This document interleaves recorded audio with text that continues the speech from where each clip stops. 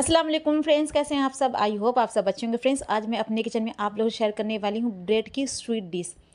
तो इस ब्रेड की रेसिपी बनाने के लिए आपको ब्रेड को ना ही रोस्ट करना है ना ही डीप फ्राई करना है।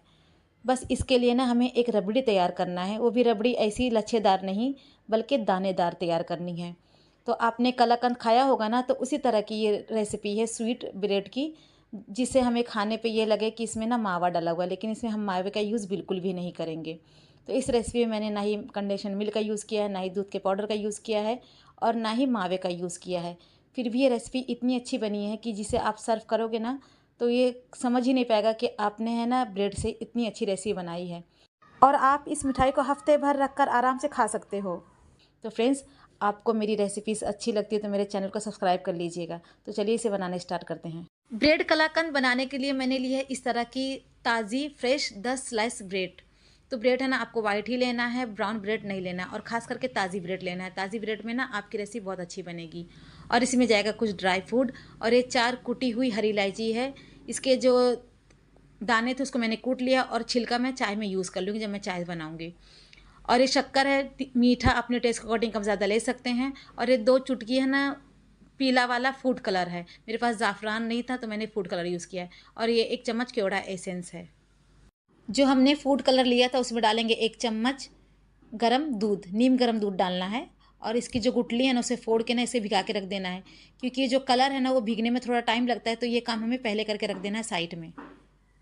इस रेसिपी में हमें रबड़ी जो है ना लच्छेदार नहीं बल्कि दानेदार चाहिए। तो उसे बनाने के लिए मैंने लिया है 1 कटोरी भर के दूध के ऊपर की फ्रेश मलाई, और 1 कटोरी भर के लिया है मैंने अमूल फ्रेश क्रीम। जिस तरह से हम बाज़ार से लाते हैं ना अमूल फ्रेश क्रीम, वही वाली है, लेकिन ये होममेड है। तो दोनों की क्वांटिटी ना मैंने बराबर ली है। अगर आपके पास है तो यूज़ करें, नहीं है तो आप दूध का पाउडर भी यूज़ कर सकते हैं।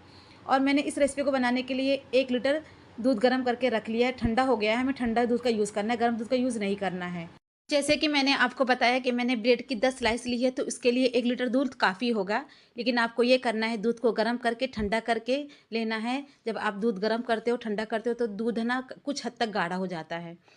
तो अब क्या करना है, जो ब्राउन पार्ट है ना ये ब्रेड का, उसको है ना हम कैंची से या छुरी से निकाल के साइड में कर लेंगे।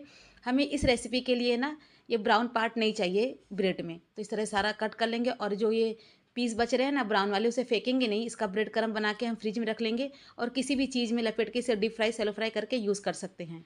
ब्रेड कलाकंद सेट करने के लिए मैंने ले लिया था इस तरह का बर्तन, क्योंकि हमें है ना पहले चेक कर लेना है कि जो ब्रेड के स्लाइस हमने कट किए हैं वो इसमें सेट हो रहे हैं या नहीं।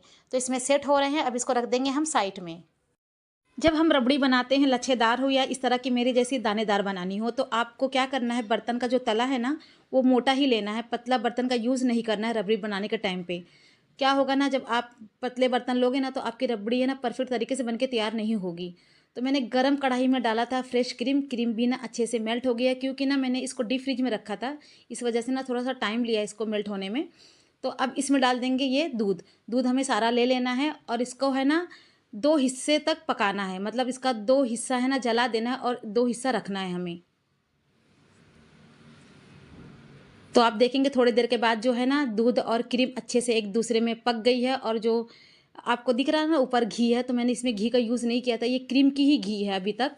और मैंने अभी तक तो मलाई भी इसमें नहीं डाला है। तो ये कुछ हद तक ना मतलब गाढ़ा हो गया है। अब इसमें डाल देंगे शक्कर और इलायची और ये फूड कलर। सारी चीज़ों को डालने के बाद फिर से हम सारी चीज़ों को ना मिला देंगे। और ध्यान रहे, इस रबड़ी को हमें ना मीडियम आंच पे बनाना है। मतलब जो गैस का फ्लेम है वो मीडियम रखना है, ज़्यादा फास्ट नहीं करना और ना ज़्यादा स्लो करना है। तो दूध है ना अच्छे से पक गया था सारी चीज़ों के साथ। तो आप क्या करेंगे, इसमें से ना मैं 5 से 6 चम्मच है ना दूध निकाल के रख दूँगी साइड में। जिसमें मैंने दूध गर्म किया था ना उसी बर्तन में मैं निकाल के रख रही हूँ।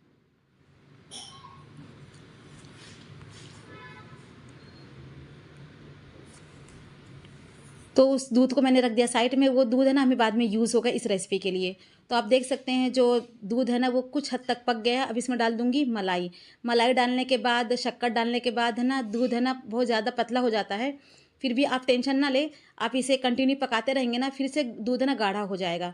तो आप देख सकते हैं जब मैंने है ना मलाई डाली तो दूध पतला हो गया था, और मैंने इसको 5 से 6 मिनट तक फास्ट आँच पे पकाया। तो गाढ़ा होने के साथ-साथ ना ये दानेदार रबड़ी हमारी बनके हो गई तैयार।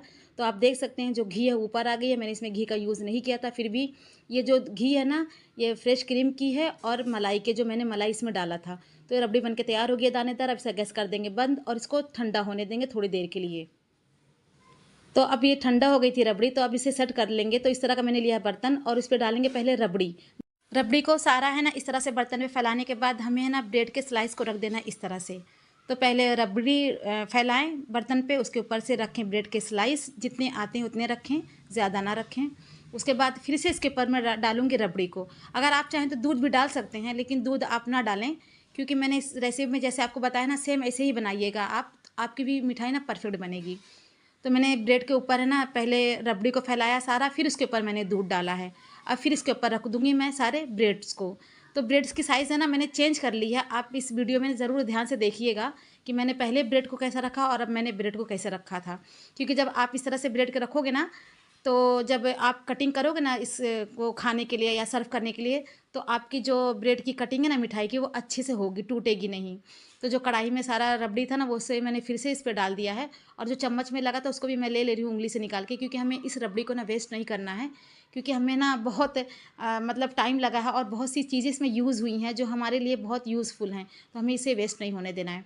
तो जो दूध थोड़ा सा बच गया था उसमें डाला है मैंने केवड़ा एसेंस। केवड़ा एसेंस आपको पहले नहीं डालना, अब डालना है, जिसे मैंने आपको बताया है। तो ब्रेड के ऊपर जो दानेदार हमने रबड़ी फैलाई है ना, उसके ऊपर सारे दूध को हमें डाल देना है इस तरह से। सारे दूध को डालना है, बचाना बिल्कुल भी नहीं है। जब हम इसके ऊपर से ना सारा दूध डाल देंगे ना, जब जाके हमारा जो ब्रेड का कलाकंद है वो परफेक्ट बनके तैयार होगा, मतलब जूसी, फ्लफी, क्रीमी। तो इससे है ना आप क्या करना है, सेट करना है। तो इसे सेट करने के लिए आप चाहें तो इसके ऊपर सिल्वर फॉइल पेपर लगा दें। मेरे पास नहीं था तो मैंने इस तरह का ढक्कन लगा के इसको रख दिया साइड में, कम से कम 4 घंटे के लिए। अगर आपके पास टाइम है तो 6 से 7, 8 घंटे के लिए भी रख सकते हो, लेकिन फ्रिज में आप इसे नहीं रखिएगा। फ्रेंड्स 4 घंटे हो गए हैं, तो चलिए चेक कर लेते हैं कि जो हमारी मिठाई है वो कहाँ तक सेट हुई। तो काफ़ी हद तक सेट हो गई है, जिस तरह से हमें चाहिए इस मिठाई को। तो अब इसके ऊपर डाल देंगे ड्राई फ्रूट। ड्राई फ्रूट मैंने थोड़ा ना ज़्यादा ही डाला, आप चाहें तो कम भी डाल सकते हैं, और नहीं भी डालेंगे तो भी चलेगा। इसे ऐसे भी सर्व करेंगे ना तो अच्छी लगेगी। तो फ्रेंड्स आप देख सकते हैं, इसे जब मैंने कट किया ना, तो मैंने छुरी का यूज़ नहीं किया, बस चम्मच का ही यूज़ किया, और इतने अच्छे से ना ये कट हो गई कि आपको लगेगा ही नहीं कि मैंने इसे छुरी से कट किया या चम्मच से कट किया है। तो आप इसका पीस जैसा छोटा बड़ा करना चाहें आप कर सकते हैं, लेकिन मैंने जो इसका पीस है ना छोटा ही रखा है, क्योंकि जब हम बाज़ार से वो मिल्क केक वाली लाते हैं ना दानेदार खोए वाली मिठाई, उसका ही टेक्सचर दिया है मैंने इस रेसिपी को बनाने के लिए। लेकिन ये ब्रेड से बनी है, वो पूरा मावे से खोए से बनी रहती है। तो फ्रेंड्स ये दिखने में जितनी अच्छी है ना, खाने में कहीं ज़्यादा टेस्टी है। बनाने में तो बहुत ईजी है, सिर्फ है ना हमारी सारी मेहनत है ना दानेदार रबड़ी में ही है, उसे ही बनाने में है। तो फ्रेंड्स जब आप इस रेसिपी को अपने घर में ट्राई करें तो मुझे कमेंट बॉक्स में ज़रूर बताइएगा कि आपकी जो दानेदार ब्रेड का कलाकंद है वो कैसा बना है। और अगर आपको ये रेसिपी पसंद आई तो लाइक करें, शेयर करें, सब्सक्राइब करें। अगर आपको मेरी वीडियोस कुकिंग वाली पसंद आती है तो आप अगर मेरे चैनल पे नए हैं तो प्लीज़ मेरे चैनल को सब्सक्राइब कर लीजिएगा और मेरे इस चैनल को सपोर्ट करिएगा, ताकि मैं आपसे है ना इसी तरह हमेशा जुड़ी रहूं और आपके लिए ऐसी ही ईजी और खाने में कहीं ज़्यादा टेस्टी सी रेसिपी लेकर के आऊँ। तो फ्रेंड्स इस रेसिपी के लिए 20 से 40 हज़ार तो लाइक बनते ही हैं। तो फ्रेंड्स फिर मिलूंगी मैं अगली वीडियो में अपने ही कुकिंग चैनल पे एक नई रेसिपी लेकर। जब तक अपना ख्याल रखिएगा और मुझे दुआ में याद रखिएगा। अल्लाह हाफिज़।